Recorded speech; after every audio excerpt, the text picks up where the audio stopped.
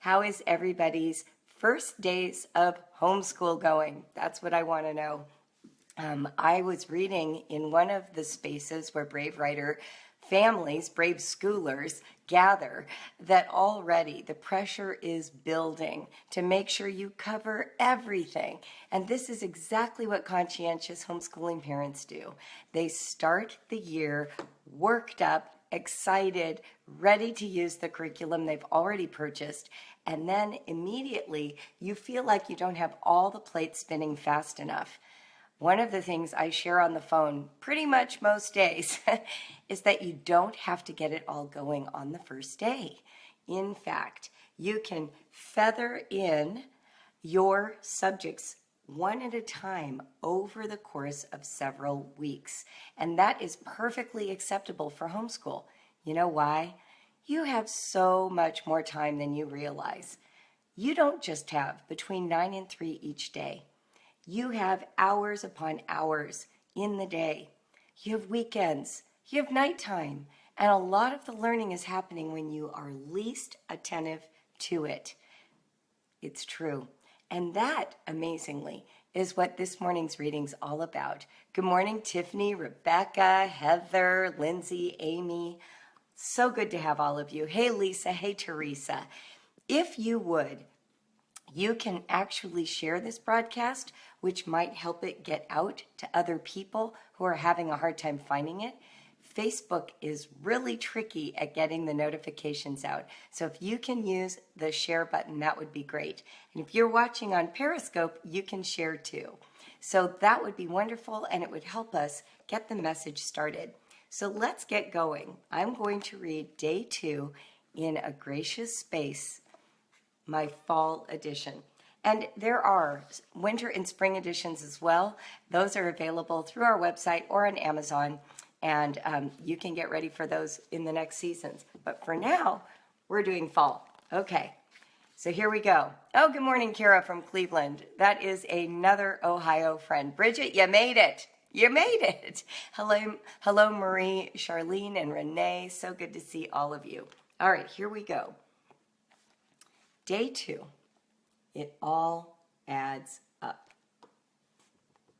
It's so easy to feel behind or like you aren't doing enough. In fact, when our kids are good at their schoolwork and get finished quickly, math page or copy work, grammar or reading, we might be tempted to undervalue the effort.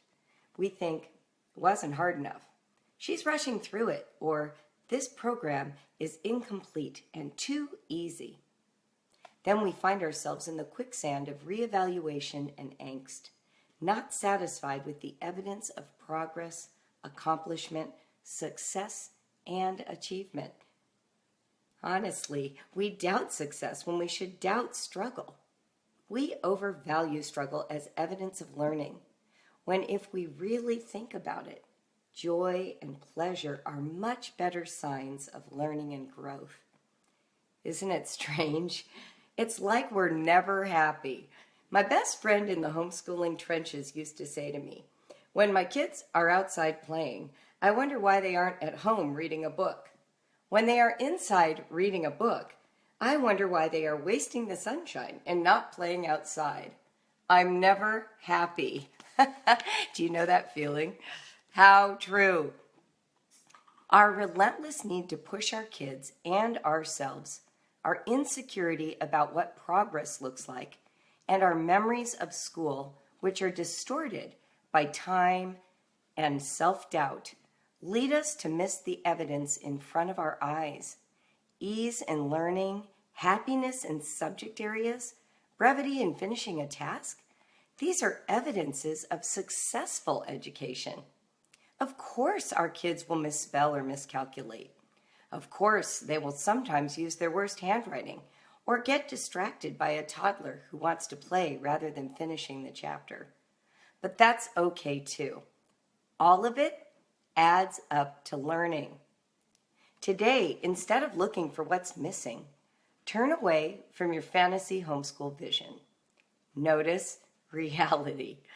Make a list of all the things that go right today. Here's a good list. She brushed her teeth without any prompting. He comforted his little brother when he started to cry. She finished her math page in 10 minutes. He remembered which way the letter B goes twice. She enjoyed listening to the read aloud. He wrote a list of materials to buy for his BB gun on his own. She practiced her dance routine. He went to his piano lesson and remembered to bring all the sheet music. She ate a good lunch. He laughed a lot while watching TV. I got to spend 5 minutes talking to him about his favorite game. I helped her find her hairnet, and she was grateful. See? So much goes right every single day. All of it is education. Pace yourselves. Enjoy the periods where the school part feels a little too easy and the lessons a little short and the home relatively functional and happy. That's what you live for. Don't forget to notice when it happens. Quote of the day. It's crazy, isn't it? I was talking with a friend about how I envied how outdoorsy and into exploring nature her kids are. She shared that she envies that we are so into Kid Lit and read so much together. I have to remind myself that it all counts, even the stuff that comes naturally and easily, like Kid Lit for us. I'd read this stuff even if I didn't have kids. Too easy to discount it. Building a foundation based on their strengths, what comes easily, actually makes it easier to work on the weaker areas. And that quote is from our very own Stephanie Elms. And how true it is. So here is the sustaining thought to take you through the day. Pay attention to the things that are working, to the peace you feel, to the smiles on your kids' faces, to the well-being of your family. Value what you are doing well. Celebrate it. Trust that ease in your day is a sign that you are on the right path. So when I began today, I talked about the fact that so many parents are already feeling guilt. They're feeling behind.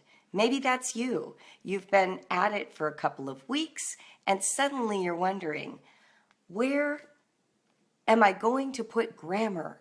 I haven't started grammar.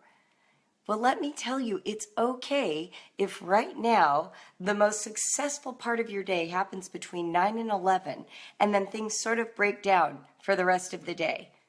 Can 9 to 11 be good enough? Can 9 to 11 doing the things that your kids enjoy, that give you energy, that produce satisfaction in your life be enough? It can. I'm going to tell you a quick little story. Back when my kids were in the young years and I was first learning about Charlotte Mason education, I read that you were supposed to do written narrations, copy work, and dictation every day of the week. Every day of the week.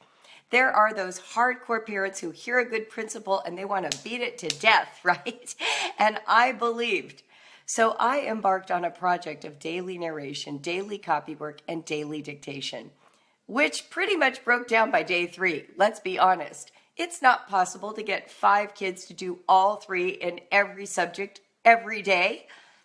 So we started to settle into a different pattern. We would do copy work many days. We did dictation maybe once a week, and narration became a set of conversations that were mostly spontaneous and sometimes guided by our own curiosity and enthusiasm, what I now call big, juicy conversations. And I call those conversations that because, honestly, narration sometimes felt a little stiff, a little lifeless, a little coercive. And my goal wasn't to drum narrations out of my children. It was to engage with them around what they were learning, to have conversations, to follow rabbit trails, to create a dialogue, to explore a subject, using my vocabulary and theirs and discovering that intersection. So once I backed off of this daily program, I started to wonder if I was doing enough. I thought, well, maybe I'm supposed to be doing dictation 2 or 3 times a week. Maybe I'm supposed to be doing copy work every day. And then at the end of the school year, when I had to provide to the state of Ohio a portfolio of all that we had done, I started pulling the pages from my notebooks and I was creating a collection for my children. And do you know that for Noah and Johanna, we had done like 15 or 20 dictations that year. And when I looked at 15 or 20 next to like 40 or 50 copyworks, I suddenly thought, wow, we did a lot of work and we spent time on these. These were dictations where we went back and we reread and we looked at spelling. I did some what I call reverse dictations, where I printed up the passage and then I eliminated the punctuation and changed the spelling of some words and had them edit. And when I put it all together, it's like I could see all the learning. And I realized that a good, strong, deep dive and engagement was worth so much more than the daily grind of drumming things out of my children. It all adds up. What you can't see in year 3 or even year 10 is that you have created patterns of thought and behavior in your children, patterns of inquiry. That's what they're learning. That's what they're going to take with them into adulthood. It's not just about completing the pages. I see that Lisa is asking, even for high school? But even for high school. Even for high school. In fact, I would submit to you that in high school, it's even more important that you have conversation, that you give some space and time for ideas to percolate and gel, so that when you converse about them, there's something of substance to say. In other words, the deep dive can only last for 15 minutes sometimes with a 5-year-old, but a deep dive with a 9th grader, that could take months.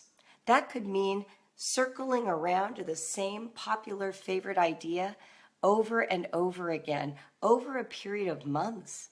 And yeah, that's when education gets really good. In fact, I like to say that our big juicy conversations typically last for years. For years. We simply go from one version of the discussion to another as maturity, inside jokes, and our own curiosity goes with it. So you might find, like our family, that Shakespeare is an ongoing conversation for their entire lives, just as much as Disney films are a conversation for our entire lives. My 5 adult kids are as likely to quote Mulan as they are Much Ado About Nothing. And both of those trajectories in our family are still alive and well. That didn't end after I drummed it out of them 4 days in a week in 7th grade. Do you see what I mean? That's what I mean by ongoing. It all adds up. So that's day 2 from A Gracious Space. What I noticed in Facebook is that many of you continued to comment yesterday. Please do. This is a community where we can start helping each other. I will take some of these comments and post them so that you can actually comment throughout the day, and we will just continue to support each other on this endeavor. I'm going to say goodbye now on Facebook. I will continue to talk for a few minutes on Periscope for those who have questions over there. In the meantime, I wish you a fantastic day with your homeschool. We will continue to meet every morning here on Facebook Live at 8 a.m. You can get the first 5 days of A Gracious Space by going to bravewriter.com/GS Fall. Stands for Gracious Space Fall. GS Fall. 5 free days of essays for you to read now. Until tomorrow, live honestly, write bravely. I'm Julie Bogart from Brave Writer. Have a good day, everyone.